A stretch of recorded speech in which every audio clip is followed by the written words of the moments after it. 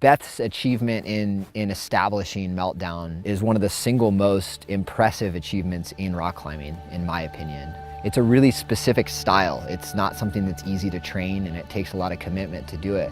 It's also scary over gear. I knew it was hard for me, and I thought it was the hardest thing I had ever done, but I didn't think it was, gonna take a decade for it to be repeated, for sure. It was cool to bring all the skills that I've developed over the years as a climber and put them to use on one of the coolest, hardest single pitch trad climbs in the world.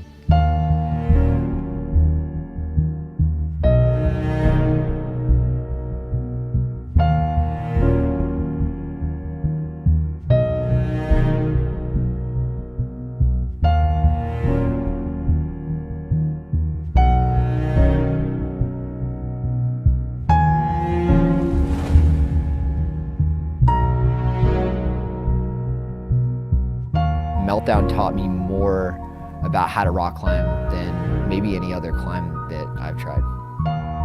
You gotta learn how to apply pressure to your feet and your fingers and your hands.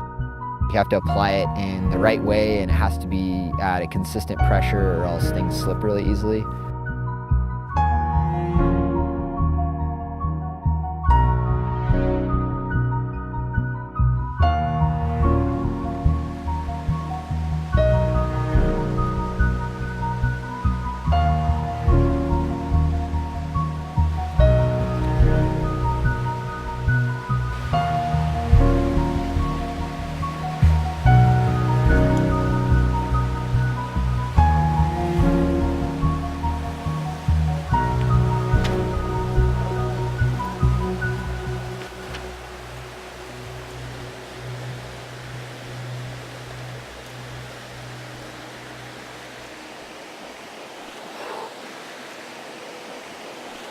I mean, one of the reasons I named it Meltdown was because of all the meltdowns I had on the route.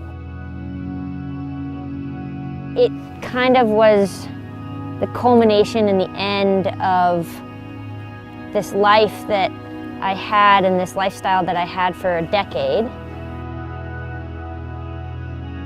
And when I look back, I look at it, I was like, wow, like I did so much in climbing.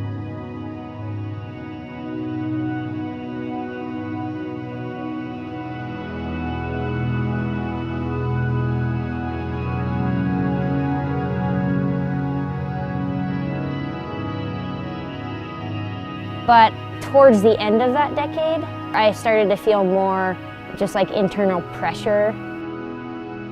I wanted to do it so bad. I felt like I needed to do it so bad to like prove to myself that, I could keep pushing harder and harder.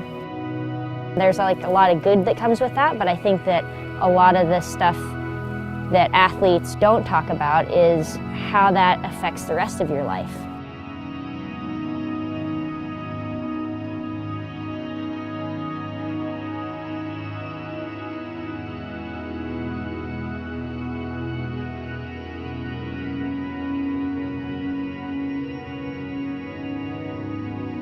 At least I got so caught up in that's like kind of my self-worth, And so you really have to find within yourself like the joy for climbing and that like joy for life in general. So